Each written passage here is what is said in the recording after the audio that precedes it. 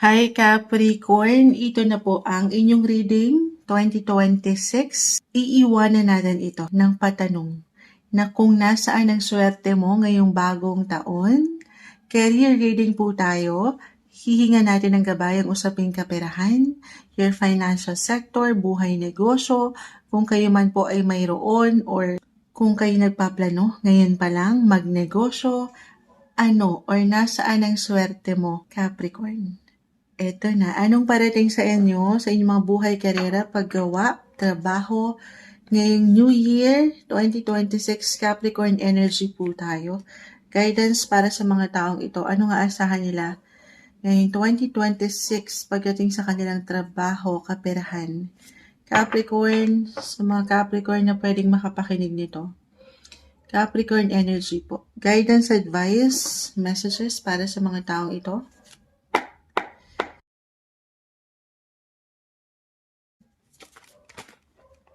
Okay, sige, hindi natin pipigilan to. Eto na, kumpol na. Princess of Cups, Nine of Swords, the Sun is in reverse, the High Priestess. Isa-isahin natin, guys. Ten of Cups, Ace of Swords, the World. Okay? The World, alam niyo na to kung madalas kayo nakapakinig kay Moonchild. The World or the Universe rather. Pumipiya words back na naman po. Eight of Cups, Five of Swords, Knight of Pentacles. Okay, Capricorn. The World. Tinapos na tayo nun. This is a great sign na mayroong success. Ace of Swords. Magkatabi pa sila. Yes, claim na natin to ha. Alin yung i-claim, Moonchild? Success. Success will flow to you this year. Mag-flow ito, maganda. Yung aking nakikita, matamis na naman to. Yes, walang imposible, guys. Dream, believe, survive ang atake. The Sun is in reverse. Minsan siguro, syempre naman, tao lang tayo, minsan na panghihinaan ng kalooban. But you have to stay optimistic pa rin, ha? Sa inyong mga buhay, karera, paglalakbay, pera, meron kayong ma-achieve this year. Something great, guys. You can travel the world, umangat, travel. Especially kung ang trabaho niyo po ay konektado talaga sa ibang bansa. Meron bang ganon? Or nasa ibang bansa na kayo, may success. If you're willing lang ha, willing kayo. Kung magiging willing lang naman kayo to step up. Kung push kayo at hindi kayo panghihinaan ng kalooban. Kasi nakakakuha tayo na minsan, nagdududa na kayo sa pwede nyo pang magawa. Or meron pa ba? Ano man ang edad nyo ngayon, meron pang pag-asa, guys, ha? Or kung nasan man kayong punto ngayon ng inyong buhay, actually, may pag-expand akong nakikita, may expansion pagdating sa inyong mga work or connections. Kung magiging bukas kayo dito, maraming pwedeng ihain po na possibility ang universe this year para sa inyo. Eight of Cups, you will try one more time. Or ito yung pinaka-advice. Try one more time talaga. Try and try. So, mga gusto nyong ma-achieve. Yes. Habang may buhay, may pag-asa. Ganun talaga yung energy na nakukuha ko dito. Kasi I feel for some of you na panghihinaan ng kalooban. Lalo pa kung itong mga nakalipas na buwan or taon ay parang walang masyadong nangyayari. Or walang na-achieve. Ganun ba yung pakiramdam nyo? Well, meron pa. 2026, ready nyo yung mga sarili nyo kasi I see new beginnings. Actually, partnership, collaboration. Ganun na yung word ngayon collaboration. May agreements. Patungo ito sa mga, Knight of Pentacles, the World, the Ace of Swords, panghawakan nyo na ito. Tanggapin nyo na. Patungo na kayo dun sa mga resulta na gusto nyong makita. Magandang bunga sa inyong buhay karera. Yes po. Pero another reminder again na yung resulta na aking na-mention, of course, at the end of the day ay wala po sa mga baraha. This is something na magmumula po. Patuloy na magmumula sa inyong pagsisikapan, paghihirapan. Totoo naman. Eyes on the prize, guys. expect nyo na to. Sabi ko nga, tinanggap nyo na, panghawakan nyo na. Expect promotions, positive opportunities, extra work, extra projects, stable income. Yes po, umangat din yung pagiging leader nyo sa inyong mga buhay paggawa, karera. Eto, kung napanood nyo na guys, yung ating yearly horoscope, uploaded na rin yan. And doon, napag-usapan na natin, nakapag-share na tayo ng ilang messages astrologically. I-mention ko to sa inyo. The world kasi ay umangat. Malawak. Maganda. Timing. Nakalaan ng mga sitwasyon para sa inyo ngayon. This is the ideal time actually to start something na merong pang long term sa inyong mga career, negosyo. Babalikan ko si Jupiter right now, still currently nasa inyong mga 7th house pa rin of business. Diyan po yan pumapasok. Partnership. And connected din yan pagdating sa inyong mga matatawag na personal na kapareha, asawa. If ever, baka, halimbawa, dito na kayong mag-partner, hindi lang kayo magkaasawa, hindi lang kayo magkaasawa, hindi lang kayo mag-partner sa personal, pero sa negosyo, nagtutulungan din kayo. Maganda po ang ating nakikita sa part na yan. Oo. Or ito yung kailangan yung paangatin. Magtulungan. Work on your business. Work out nyo to together. May success ako nakikita dyan, guys. Or meron kayong offer talaga na matatanggap. Sabi ko nga, collaborations, opportunities, pagdating sa business opportunities, maraming pwedeng ihain. Maganda tong taong ito para mag-start ng something bago sa inyong mga career. Yes. And second half of 2026, actually, maaaring may ilang changes lang din kayong maramdaman. Lalo kung pinagalaw nyo na o papagalawin nyo na ang baso, unang part pa lang ng taong ito, mas makikitaan nyo nung magandang flow. Yung changes na ito guys, okay, patungo sa higit nyong ikalalago. Yes po, 8th house is connected sa inyong mga finances. So, maaaring merong papasok na pera guys kasi konektado sa 8th house to other people's money. 10 of Cups, 8 of Cups. I'm getting a message. Ito, alam ko, career to. Pero maaring kung kayo mga single or regardless ano man ang katayuan ng inyong relasyon ngayon. Meron akong, sa 8th house po kasi napakalawak niyan. Maaring merong pumasok na pera mula sa kapamilya. It could be yung matatawag na pamana. Why not? Baka itong negosyo, halimbawa, sa pamilya nyo, ipapasa na sa'yo. Ikaw na ma-manage. Yung ganong energy guys, kung hindi ito mag-reflect kung kayo mga single, yung partnership, relationship, pagdating sa family, may pagtutulungan po. Okay, patuloy niyong mapapaangat daw or kailangan paangatin yung disiplina sa trabaho para sa higit na paglago ng negosyo, ano pa man yan. Okay, pero sisimulan niyo ang bagong taon, sabi ko nga, na may pag-asa sa inyong mga puso or ito talaga yung kailangan yung ngayon pa lang kasi I feel for some of you ay napanghihinaan ng kalooban. You have to trust, syempre pa yung ikaw mismo, Capricorn, trust the process at merong progress at syempre pa yung tiwala sa Kanya. Ay, maging ano pa man po ang inyong mga faith or religion, pagtitiwala. Kahit na paminsan parang kayo'y napanghihinaan talaga ng inyong kalooban. Okay, yun yung pinaka-advice na nakikita ko guys. Suporta. Isang indikasyon, yung aking ilang na-mention, kaparehaman o pamilya or matatawag yung partner in life. Hindi kayo nag-iisa sa ilang laban na ito sa career or money this year. Marahil isang indikasyon din na minsan papaangatin ng boses kung meron kayong kailangan simulan. Halimbawa, kasi sa 8th house, dyan pumapasok po ang pag-loan. Hindi sa hinihikayat ko kayo, pero dyan pumapasok ang bangko, gobyerno, or ilang tao. Sabi ko nga, it could be a pamana. Meron kayong malalapitan. If ever meron kayong business na gustong masimulan this year, may something opportunity, positive yung aking nakikita, may support. May solusyon, resolution. tayong nakikita para higit yung mapaangat yung init dyan sa mga nais niyo pang simulan. Okay? Yes, eto na tayo. Nasa ng swerte? Para sa mga Capricorn this year, pa tayo sa ilang bumagsak sa inyo. Nasa ng swerte pagdating sa career, business, ang sipag ni Gemini ngayon. Kasi dito tayo sa era na ng pagiging innovative, communicative, social media, the internet.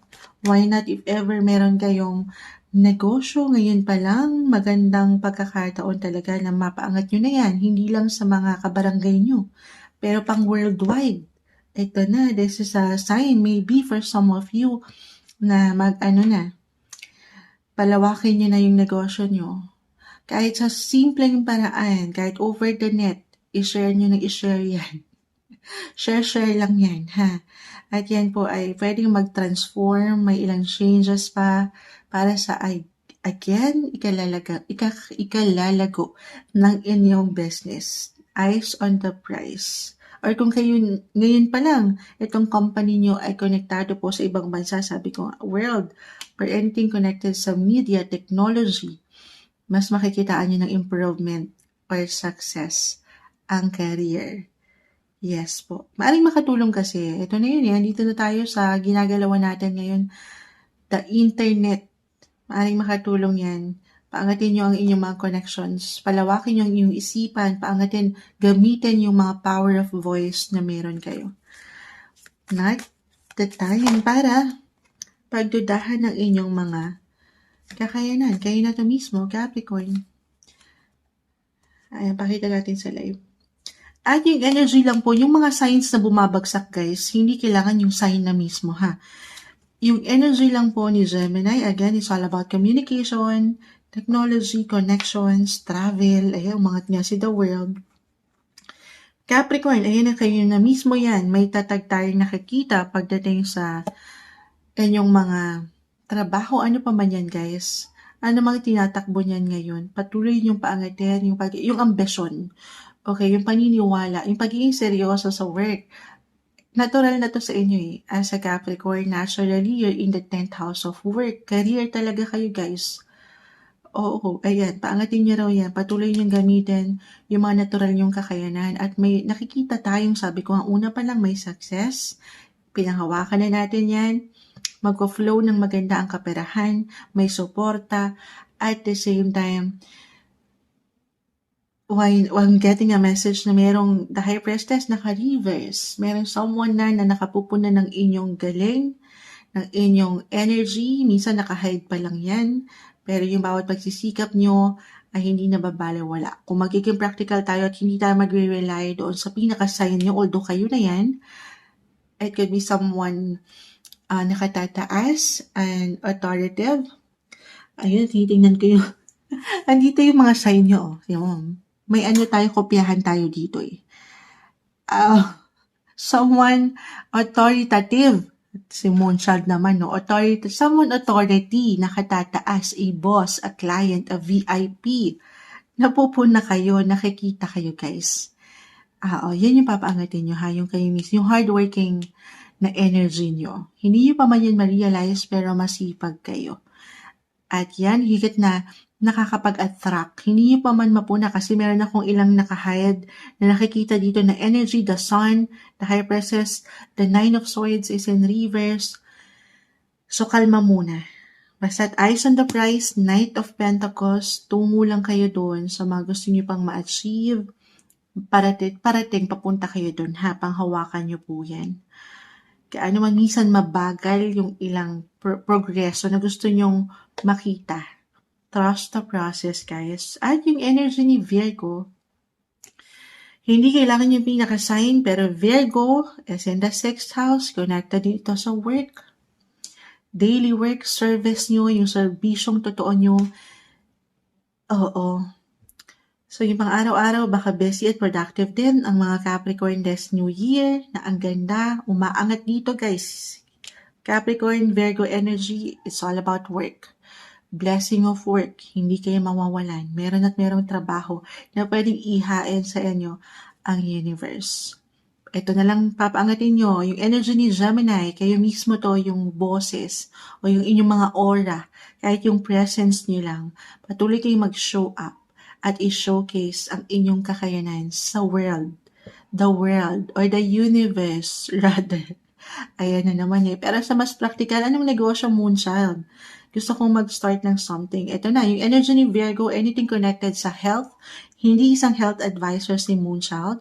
Physically, mentally, emotionally, it could be why not, pampaganda, or pampabeauty, pam-spa, why not? Health-wise, magpapatigil na ba kayo ng gym? Or magiging Zumba instructor na ba kayo? Zumba instructor? Kontakin nyo si Moonshot, sasama ako dyan. Mukhang kailangan na natin mag-Zumba. Cherries. Anything connected sa health, guys. Or pampaganda, pampabeauty. At yung Capricorn, umaangat dito kasi ito mismo, yung structure. Kung kayo, nasan man kayo, nasa opisina man kayo, or anumang pinagkakakitaan nyo, ayan yun, dyan yun eh. Yan na yun, trabaho. Ano pa man yan. Guys, umangat ang inyong mga public image or aangat yan ngayong taon. Ito si Gemini, ang lawak na mention to kanina ni Moonshot, connected sa media, social media, mag-affiliate na kayo, mag-content creator na kayo, or ano pa mang takbuhan ngayon sa social media, the internet, connected ito sa technology, travel, transportation. Ang lawak niyan. Sige, bumunot pa tayo, Saturn. Ikaw lang din ito. Capricorn, planet ruler is Saturn. Kumuha pa ako ng isa na ihabol pa yan. So, discipline. Higit kayo magiging or ito yung pinaka-papaangatin, ha? Disiplina. Yes, maring hindi maging madali kasi Saturn, ito natural planet ruler nyo si Saturn. You're all about balance din naman. At the same time, yung maturity, may challenge, yes, hindi magiging madali, walang overnight success, pero yung pagsisikapan, paghihirapan nyo, yan yung maaaring maging stepping stone. Okay, patungo sa higit nyong ikalalago ngayong taon.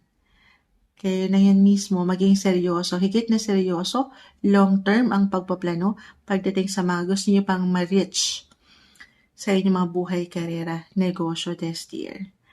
Okay. Sandali, napasilip ako nasan si Saturn. Saturn right now kasi by the time na napakikinggan nyo to, nasa inyong mga third house. Pero 2026, magta-transit si Saturn sa inyong mga fourth house. So, maaring meron kayong ilang higit na bibigyan din ng priority. Umangat kasi, marahil kailangan ko tong ma-mention, Capricorn. Meron kayong kailangan na bibigyan diin pagdating sa inyong mga pamilya, tahanan, or ang topic natin ay negosyo, trabaho, why not connected? Yung pagkakaperahan na ito sa pamilya, ang lawak, halimbawa pagdating sa property, or kayo nasa real estate ngayon pa lang, may magandang possibility, or pagdating sa comfort ng family, comfort food, dyan yan pumapasok guys. O diba, food, pagkain na naman, si Moonshot. Yung ganong negosyo, kung saan kayo higit na pwedeng mag-grow. Meron po. Kung saan kayo natural, kasi ang mga Capricorn, very family-oriented yan. So, maring meron kayong ilang aayusin o higit na bibigyang diin din sa pamilya. Kaya marahil kailangan pa nating mabunot yun ngayong taon. Yes, may ilang challenges, obstacles ng buhay, ups and downs. Napaka-normal pagdadaanan yan, but trust the process. Patuloy, actually kayong pinatatatag lang ng ilang kaganapan na ito. Huwag sukuan ng bataan, laban lang, patungo sa mga tagumpay pa ng buhay. Hindi yan imposible na ma-reach nyo, panghawakan nyo na the world. Sabi ko nga, you can travel the world, Capricorn. Ace of Swords, new beginnings, card of success din po yan. Ilaban nyo yung mga pangarap nyo pa ngayong taon. Ito yung umangat na guidance advice, messages, career reading po tayo para sa inyo, 2026 Capricorn.